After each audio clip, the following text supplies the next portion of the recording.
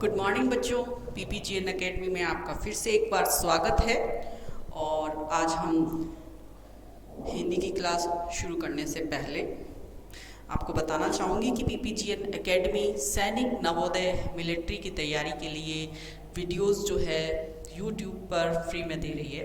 तो ज़्यादा से ज़्यादा संख्या में आप हमारे चैनल को सब्सक्राइब करें, लाइक करें और शेयर करें, ताकि जो विद्यार्थी हैं उनको इसका पूरा लाभ मिल सके। चलिए आज हम चलते हैं हिंदी की क्लास में। और नया आज का जो हमारा टॉपिक है वो हम शुरू करते हैं समास। संधि हमने कर ली थी समास। तो देखिए, समास का शाब्दिक अर्थ जो है वो क्या होता है। समास का शाब्दिक अर्थ होता है छोटा रूप। ठीक है, समास का शाब्दिक अर्थ होता है छोटा रूप। हिंदी की व्याकरण के अनुसार जब दो या दो से अधिक पद या शब्द अपने बीच की जो विभक्तियां जो होती हैं उनका लोप करके और एक छोटा रूप बना लेते हैं तो वह कहलाता है समास। ठीक है, और इस विधि से जो शब्द बनते हैं उन्हें कहते हैं सामासिक शब्द। वे शब्द क्या कहलाते हैं? सामासिक शब्द कहलाते हैं। तो समास का अर्थ है छोटा रूप। ठीक है, तो शाब्दिक अर्थ अगर आप लिखना चाहते हैं समास का शाब्दिक अर्थ तो हो गया छोटा रूप। छोटा रूप, ठीक है।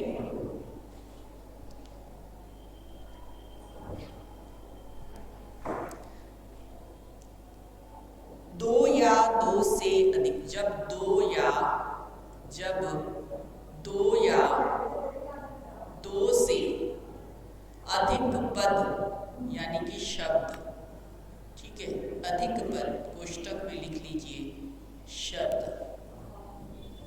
ठीक है, दो या दो से अधिक पद अपने बीच की विभक्तियों का लोप कर अपने बीच की विभक्तियों का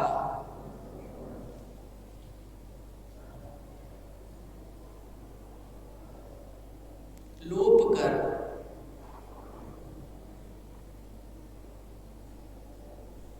अपने बीच की विभक्तियों का लोप कर जो छोटा रूप बनाते हैं, जो छोटा रूप बनाते हैं उसे समास कहते हैं। उसे क्या कहते हैं? समास कहते हैं। उसे समास कहते हैं। जब दो या दो से अधिक पद अपने बीच की विभक्तियों का लोप कर देते हैं और छोटा रूप बना लेते हैं तो वो कहलाता है समास। ठीक है, और इस विधि से जो शब्द बनते हैं, इस विधि से बने शब्दों को, इस विधि से बने शब्दों को, इस विधि से बने शब्दों को सामासिक पद कहते हैं। सामासिक पद कहते हैं। और जब प्रश्न में आ जाए समास विग्रह, तो विग्रह का मतलब क्या बताया था आपको? तोड़ना। ठीक है ना, हटाना, तोड़ना।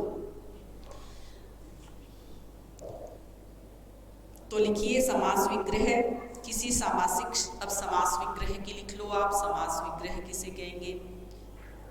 वैसे तो समझ में आ जाता है, लेकिन जब एक सही परिभाषा हमसे पूछी जाती है तब दिक्कत हो जाती है।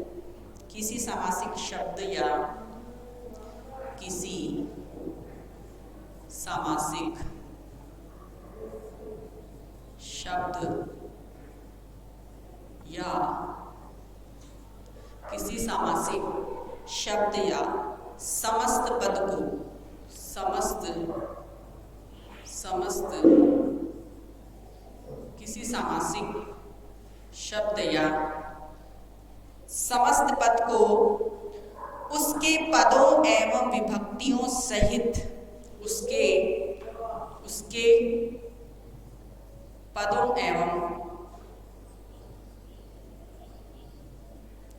विभक्तियों सहित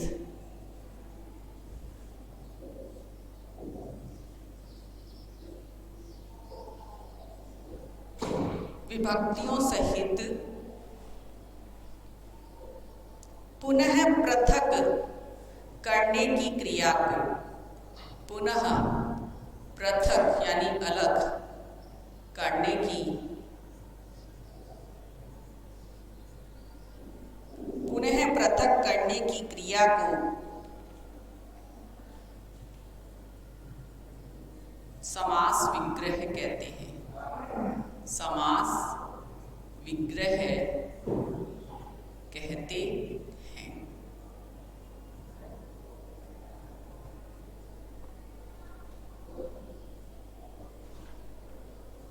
समास विग्रह कहते हैं। अब समास के कितने भेद होते हैं, कितने प्रकार होते हैं, तो एक बार तो केवल नाम लिख लीजिए आप लोग, समास के भेद या समास के प्रकार। ठीक है, तो मूलतः पहला है अव्ययी भाव।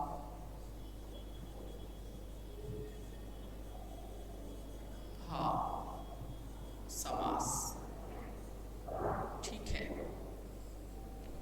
केवल नाम लिखेंगे पहले तो, और फिर उसके बाद में हम अव्ययी भाव समास हो गया। दूसरा है तत्पुरुष समास, तत्पुरुष समास, ठीक है। और तीसरा हो जाएगा कर्मधारय समास, या द्वंद्व समास कर दो, द्वंद्व समास।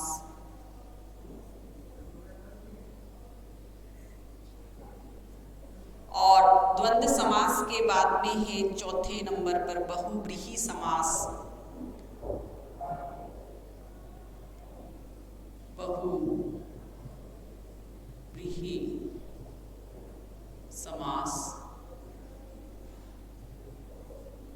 बहुव्रीहि समास। फिर है द्विगु समास, द्विगु समास। और फिर है कर्मधारय, कर्मधार्य समास, कर्मधार्य समास, ठीक है। तो 6 समास के भेद हो गए, प्रकार हो गए। पहला है अव्ययी भाव समास, दूसरा है तत्पुरुष समास, तीसरा है द्वंद्व समास, चौथा है बहुव्रीहि समास, पांचवा है द्विगु समास, छठा है कर्मधारय समास। 6 प्रकार या 6 भेद समास के हैं, ठीक है। तो एक एक को लेंगे, थोड़ा सा परिचय या परिभाषा उसकी करेंगे, उससे संबंधित थोड़े बहुत उदाहरण आपको करवाएंगे, और इस तरीके से समास वाला टॉपिक जो है हमारा करेंगे हम। तो सबसे पहले हम करेंगे अव्ययी भाव समास, ठीक है। सबसे पहले करेंगे हम अव्ययी भाव समास।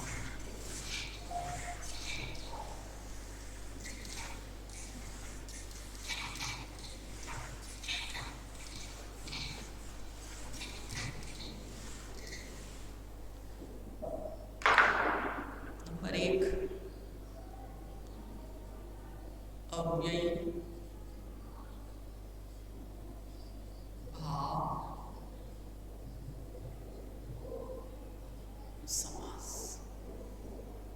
ठीक है, तो देखिए अव्ययी शब्द किससे बना है? अव्यय, हमने पहले टॉपिक किया था अव्यय, हम कर चुके हैं। तो ये शब्द आपके बिल्कुल परिचित हैं इस शब्द से, और बहुत अच्छे से विस्तार से हमने उस टॉपिक को किया है। तो ये जो समास है उसी से संबंधित है। तो अव्यय भाव जो समास है, ठीक है, वो अव्यय से बना है। ये अव्यय भाव जो शब्द है किससे बना है? अव्यय से बना है। वे शब्द जिसमें कि लिंग, वचन, कारक, काल है ना, इनके कारण से वाक्य में कोई जो शब्द है जो अव्यय है उसमें कोई परिवर्तन नहीं हो रहा है ना, तो वो क्या कहलाता है? अव्यय कहलाता है। हमने अव्यय के बारे में यही जाना था और यही समझा था कि वो ज्यों के त्यों बने रहते हैं, उनमें कोई परिवर्तन नहीं होता, चाहे लिंग का परिवर्तन हो जाए, वचन का परिवर्तन हो जाए, कारक का परिवर्तन हो जाए, काल का परिवर्तन हो जाए, परंतु वे शब्द ज्यों का त्यों बना रहता है, उसमें कोई भी विकार उत्पन्न नहीं होता है, वह अव्यय कहलाता है। फलतः अव्यय भाव समास में संपूर्ण सामासिक पद जो है क्रिया विशेषण अव्यय की तरह ही प्रयुक्त होता है। ठीक है, तो पहला पद क्या रहता है? प्रधान रहता है इसमें। ठीक है, और समास विग्रह करते समय सामासिक पदों में प्रयुक्त मूल शब्दों का ही प्रयोग करना चाहिए। ठीक है, तो कहने का मतलब ये है, इसमें कुछ लक्षण पाए जाएंगे अव्ययी भाव समास में। पहला क्या कि पहला पद होगा इसमें प्रधान, प्रमुख होगा। ठीक है ना, पहला पद इस समास के अंदर प्रधान होगा, और पहला पद या पूरा पद अव्यय होता है। दूसरी बात यह है कि वो अव्यय होगा। तीसरी बात यह है कि पुनरुक्त और द्विरुक्त पद भी अव्ययी भाव समास होते हैं। ठीक है, और चौथी बात ये कि उपसर्ग युक्त शब्द भी जो हैं वो अव्ययी भाव समास होते हैं। तो यानी उपसर्ग प्रत्यय भी हम कर चुके हैं, तो उपसर्ग वाले जो शब्द हैं वो भी अव्ययी भाव समास ही कहलाएंगे। ठीक है, तो पहला पद क्या होगा? अव्यय होगा। पहला पद क्या होगा? प्रधान होगा। और इसके अलावा पुनरुक्ति और द्विरुक्त ऐसे शब्द जो हैं जो पुनः आ रहे हैं, है ना, दोबारा से आ रहे हैं, तो वो भी क्या बता रहे हैं कि वो शब्द भी जो है, पद जो है, वो अव्ययी भाव समास होते हैं। तो इसमें आप लिखें कि अव्ययी भाव समास में अव्ययी भाव समास में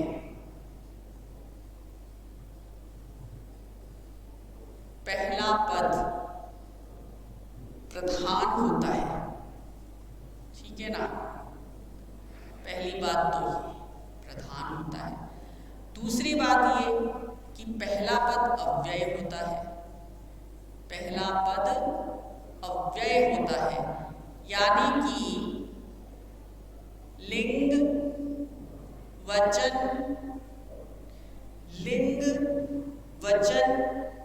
काल, ठीक है, क्रिया भले बदल जाए परंतु वो शब्द नहीं बदलता है, उसमें कोई परिवर्तन नहीं होता है, तो वो तो अव्यय होता है। फिर इसमें ये भी बताया कि कुछ उपसर्ग वाले शब्द होते हैं, जो उपसर्ग है तो वो शब्द होते हैं, तो वो भी इसमें अव्ययी भाव समास में आते हैं। तो पहली बात आपको यही याद रखनी है कि पहला पद प्रधान होगा, पहला पद अव्यय होगा। और इसके अलावा कुछ उपसर्ग वाले जो शब्द हैं वो भी अव्ययी, उपसर्ग वाले शब्द भी इसी के अंदर आएंगे अव्ययी भाव समास के अंदर। और पुनरुक्त या द्विरुक्त पद भी अव्ययी भाव समास होते हैं। और ये पहला पद अव्यय होता है, और कई बार होता है पूरा पद भी अव्यय होता है। ठीक है, पूरा पद भी अव्यय होता है। ठीक है, अब इसमें ये लिख लो, पुनरुक्त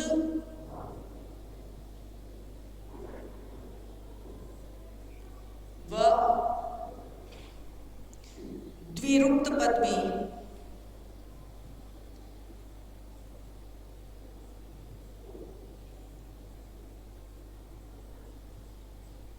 पुनरुक्त व द्विरुक्त पद भी अव्ययी भाव समास होते हैं। अव्ययी भाव समास होते हैं। ये बात यहाँ पे खत्म हो गई। और उसके अलावा उपसर्ग युक्त शब्द भी, उपसर्ग युक्त शब्द भी अव्ययी भाव समास होते हैं। अव्ययी भाव समास होते हैं। ये बात समझ लो, पहला पद प्रधान होता है, पहला पद अव्यय होता है कई बार, और उपसर्ग युक्त शब्द भी अव्ययी भाव समास होते हैं, और पुनरुक्त और द्विरुक्त पद भी अव्ययी भाव समास होते हैं। मेन बात आपको ये याद रखनी है, ऊपर की पंक्ति जो है वह। उसके बाद में उदाहरण देखिए आप लोग, जैसे कि यथा शक्ति। यथा क्या है? यथा हो गया ना अव्यय, तो समास विग्रह करेंगे, ये तो सामासिक पद हो गया है ना, और ये तो सामासिक पद है, सामासिक पद। और यहाँ पे क्या है? यहाँ पे है समास विग्रह, उसको अलग करना, समास विग्रह। ठीक है, ये बात ध्यान रखिए।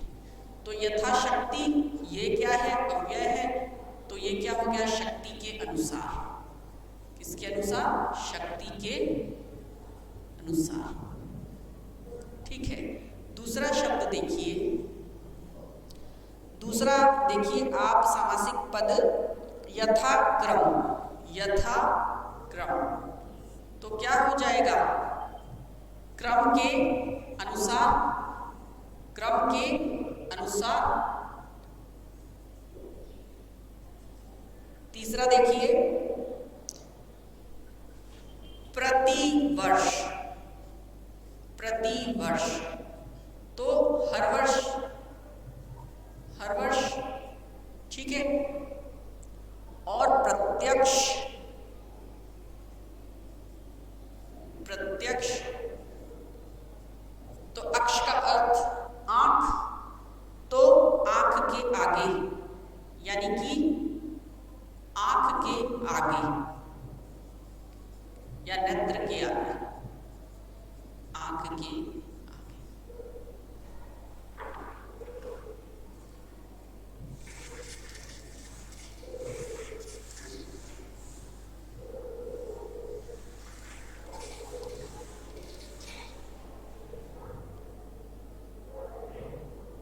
फिर है रातों रात। रात ही रात में, रात ही रात में। एकाएक,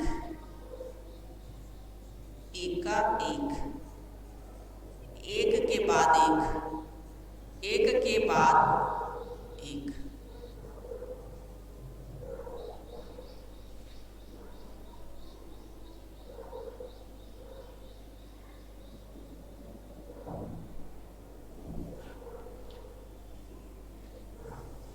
बीचों बीच,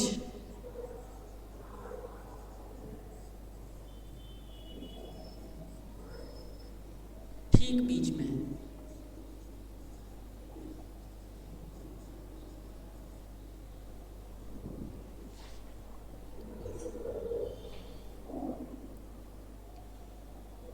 साफ साफ यानी कि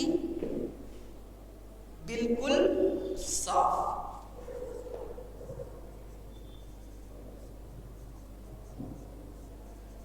देखो यहाँ पे ये जो बात है ना, पुनरुक्त पद यानी कि बार बार, देखिए पुनरुक्त या द्विरुक्त, या दो बार आ रहा है या फिर बार बार आ रहा है।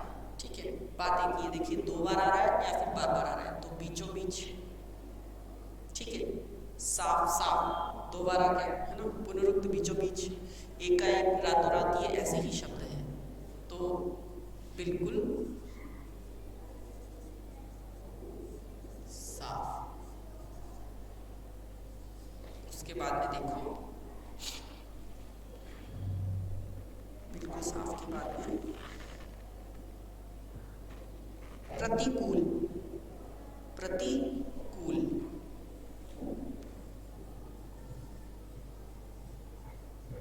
तो कूल के विपरीत।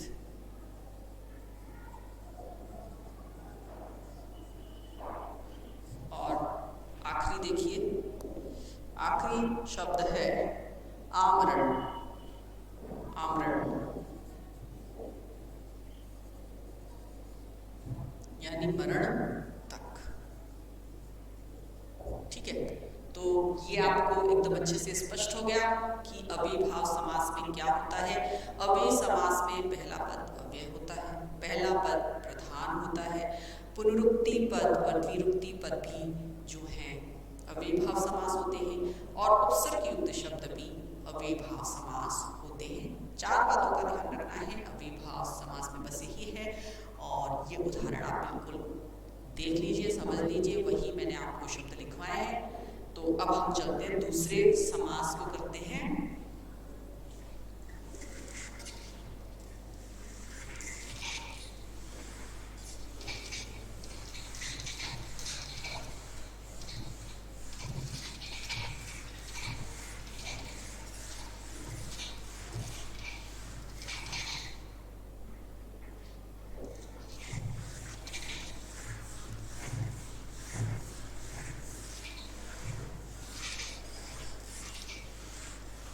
देखिए, दूसरा समास है तत्पुरुष समास। कौन सा है? तत्पुरुष समास।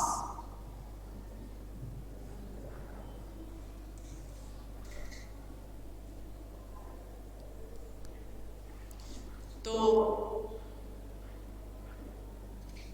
तत्पुरुष समास, तत् यानी वह, पुरुष यानी आदमी, अर्थ हुआ वह दूसरा आदमी।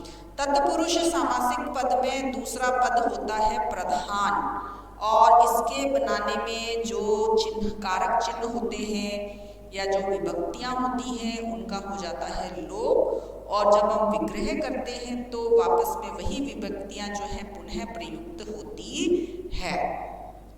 तो तत्पुरुष सामासिक पद में, तत्पुरुष सामासिक पद में दूसरा पद, ठीक है, कौन सा? द्वितीय, दूसरा। तत् यानी कि वह, ठीक है ना, और पुरुष यानी आदमी, तो वह दूसरा आदमी। शब्द का अर्थ देखिए, है ना। तो तत्पुरुष सामासिक पद में दूसरा पद यानी कि उत्तर पद, दूसरे को एक शब्द ये भी है कि उत्तर पद, है ना, प्रधान होता है। क्या होता है? प्रधान होता है।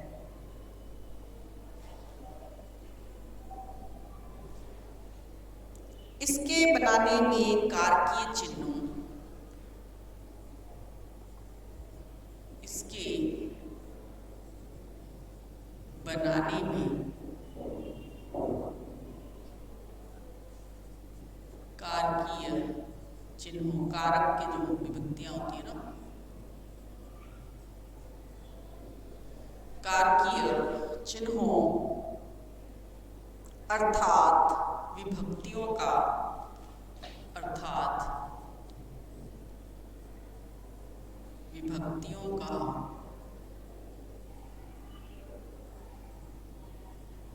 लोप होता है। ठीक है, कारकीय विभक्तियां चिन्ह हट जाते हैं तथा विग्रह करने पर तथा विग्रह करने पर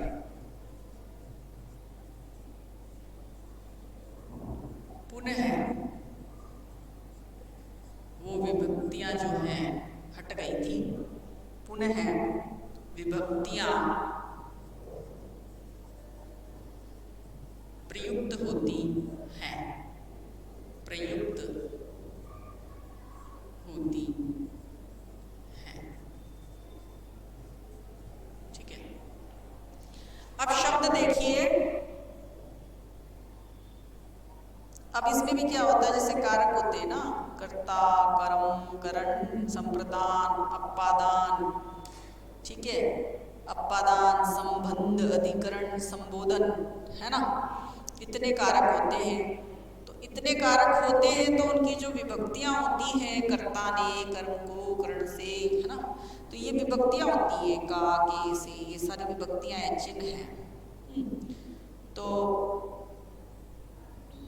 इसमें क्या किया गया है कि दो तरीके से तत्पुरुष समास को जो है बांटा गया है, एक तो वैधिकरण तत्पुरुष और दूसरा है समानाधिकरण तत्पुरुष।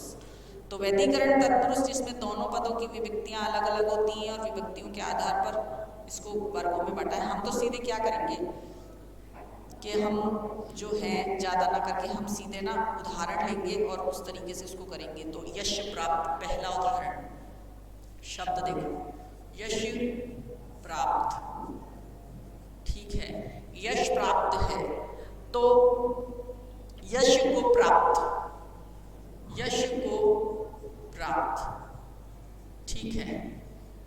दूसरा है नेत्र सुखद, नेत्र सुखद, नेत्र सुखद, तो नेत्र को सुखद, नेत्र को सुखद। तीसरा है वनगमन, वन गमन, तो वन को गमन, वन को गमन। अगला शब्द देखिए, मनोहर, मनोहर, तो मन को हरने वाला, मनोहर, मन को हरने वाला, मन को हरने वाला।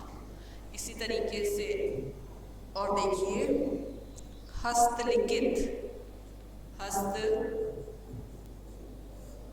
लिखित, तो हस्त से लिखित, हस्त से लिखित।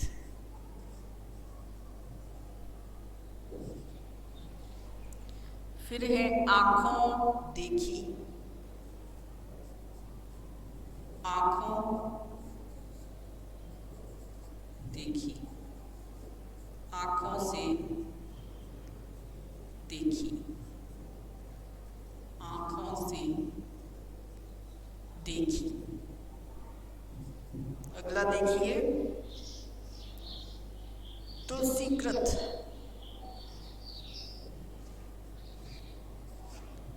तुलसीकृत, तुलसी के द्वारा कृत, तुलसी के द्वारा कृत, ठीक है। आठवां देखिए, रसोई घर, रसोई घर, रसोई के लिए घर, रसोई के लिए घर। फिर देखिए,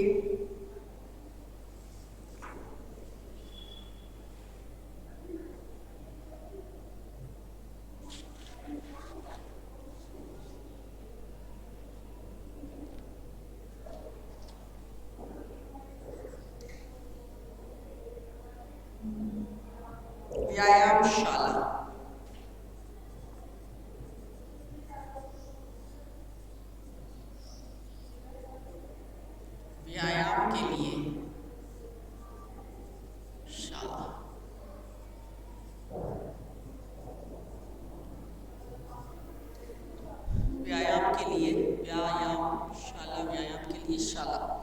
फिर है देशभक्ति, तो देश के लिए भक्ति, और देव बलि, तो देव के लिए बलि। यानी बीच में जो भी विभक्तियां आ रही हैं, तो जब सामासिक पद होता है तब तो वो हट जाती हैं, लेकिन जब विग्रह करते हैं हम उसका तो वो लग जाती हैं। इस बात का आपको ध्यान रखना है, ठीक है। विग्रह करते समय ये विभक्तियां पुनः लग जाएंगी, ठीक है। और देख लो अपादान की, देख लो, धनहीन धन से हीन, है ना, धनहीन धन से हीन, और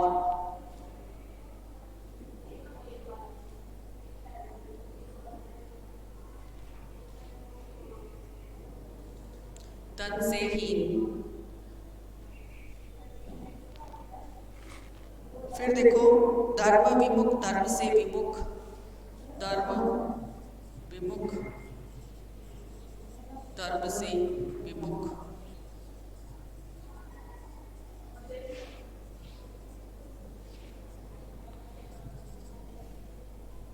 फिर है राष्ट्रपति,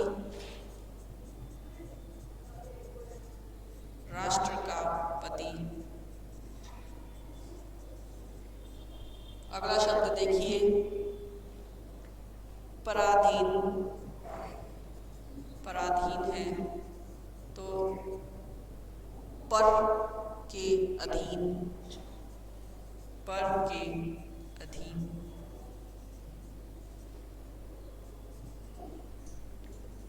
फिर है प्रसंगानुसार, प्रसंगानुसार, तो प्रसंग के अनुसार, और प्रसंग के अनुसार। और शब्द है जलधारा, जल की धारा, जलधारा, जल की धारा, ठीक है। और देखिए जल की धारा हो गया गंगा तट, गंगा का तट, बैलगाड़ी, बैलों की गाड़ी, बैलगाड़ी, बैलों की गाड़ी, ठीक है। तो ये आपका तत्पुरुष समास हो गया है। तीसरा समास करते हैं।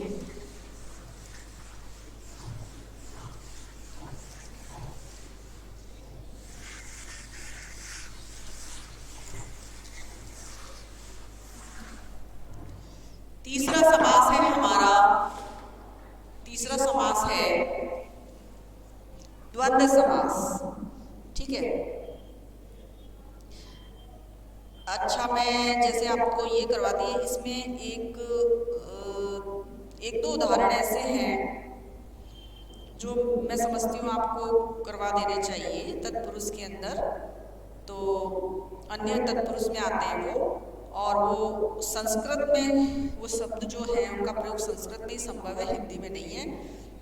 जैसे जलज है, जलज जो है, जलज, तो इसका हम जब विग्रह करेंगे ना तो जल में जन्म लेने वाला, कमल के फूल को कहते हैं ना, क्योंकि वो जल में ही उत्पन्न होता है ना।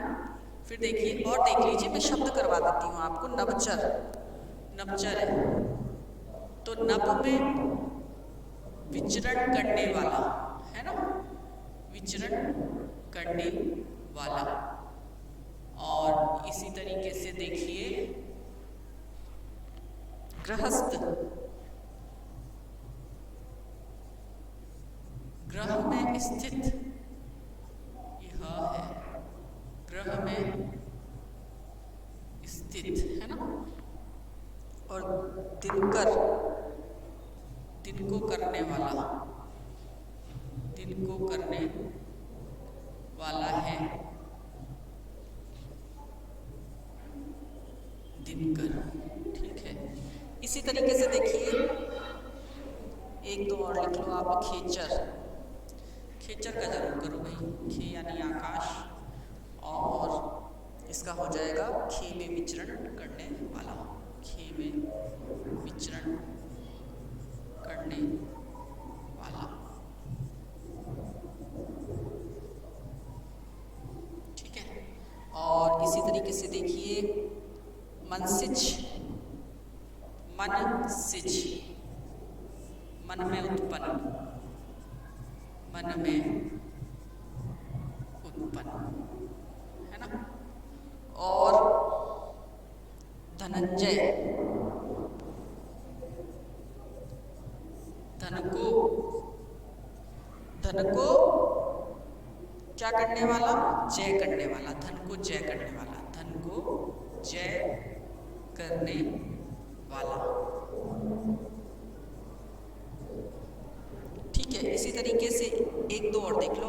अनंत यानी कि न अंत, अनिच्छा यानी कि न इच्छा, अनाचार यानी कि न आचार। ठीक है, एक दो करवा रही हूँ इसके, ताकि आपके सामने अनंत कर लो, एक तो अनंत वाला कर लो, बहुत अच्छा है, न अंत। ठीक है, इस तरीके के आएंगे तो आपको ऐसे करने हैं। और नापसंद है, एक नापसंद वाला करो, है ना, न पसंद। ठीक है, तो ये तो हो गए बच्चों आपके ये तत्पुरुष समाज के उदाहरण हैं। और मैं समझती हूँ आपको ये जो दो समास मैंने करवाए हैं, अव्ययी भाव समास और तत्पुरुष समास, ये मेरे हिसाब से आपको अच्छे से समझ में आ गए होंगे। ये मैंने आपको जो शब्द सामासिक विग्रह जो मतलब करके बताया है, ये भी आपको अच्छे से समझ में आएंगे। जो अंतिम ये जो करवाए हैं इनके ऊपर थोड़ा गौर कीजिएगा और इनको समझ के करना है। इस तरीके की जो और शब्द लेके आपको ये करना है, ठीक है ना। इस तरीके के ये आपको उपसर्ग ये वाले मिलेंगे, उपसर्ग वाले टॉपिक में, ठीक है। और इनमें से बिल्कुल कई बार कंफ्यूज करने के लिए पूछ लिए जाते हैं, कई बार हमें पता नहीं होता है तो हम गलत कर देते हैं, है ना। थोड़ी सी वो विभक्ति की पहचान नहीं होती है। देखिए तत्पुरुष समास तो आप तब अच्छे से कर पाएंगे जब आपको कारक याद होंगे, कारक की विभक्तियां याद होंगी, कितने, कर्ता ने, कर्म को, करण से, संप्रदान से, इस तरीके से मतलब के लिए, है ना। अपदान से अधिकरण में पर संबोधनीय हुआ जी ऐसे करके, तो वो सारी कारक की विभक्तियां आपको कंठस्थ होंगी, याद होंगी, तब तो तत्पुरुष समास आप बहुत अच्छे से कर पाओगे, कहीं दिक्कत नहीं आएगी, ठीक है ना। तो वो कारक वाला टॉपिक मैंने शायद आपको करवाया नहीं है। वो टॉपिक तो क्या है कि वैसे तो बहुत विस्तार से करवाना चाहती हूँ मैं। अब ये समास वाला हमारा खत्म हो जाता है, देखते हैं आपके सिलेबस में, पाठ्यक्रम में और कौन से टॉपिक हैं। तो अगर वक्त रहेगा तब मैं कारक वाला करवाऊंगी, नहीं तो पहले मैं दूसरे टॉपिक जो है इंपॉर्टेंट वो करवाऊंगी आपको, ठीक है। यह समास वाला टॉपिक ये दो आज आपको समझाए हैं, आप बिल्कुल इसकी अभ्यास कीजिएगा और शब्द निकाल के, देख के, ढूंढ के और बनाइएगा, इसका अभ्यास कीजिएगा। और आज इतना ही, हमारी क्लास यहीं पर समाप्त होती है। अगले दिन कल हम फिर से मिलेंगे, तब तक के लिए आप सबको गुड डे। और मैं ये आपको कहना चाहूँगी कि यूट्यूब पे जाइए, हमारे चैनल को सब्सक्राइब कीजिए, लाइक कीजिए और ज़्यादा से ज़्यादा शेयर कीजिए, ताकि हो सकता है आप लोगों के इस प्रयास से शायद किसी ऐसे बच्चे की मदद हो जाए, ऐसे स्टूडेंट्स को हेल्प मिल जाए जो असमर्थ हैं। और मैं समझती हूँ असमर्थ की भी बात नहीं है, वो उनकी तो हेल्प होगी ही होगी, लेकिन हाँ जो पढ़ने की इच्छा रखते हैं उनके लिए बहुत अच्छा जरिया है।